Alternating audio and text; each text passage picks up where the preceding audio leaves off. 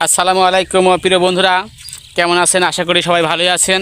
আমরা এসেছিলাম একটা জায়গায়, সেটা হচ্ছে বিশেষ করে আমার ওই যে পাগলা দাদা এসেছিল ভিডিও বানানোর জন্য। ঠিক আছে, ভিডিও বানানোর জন্য এসেছিলো, আমাকে সাথে করে নিয়ে আসছিল।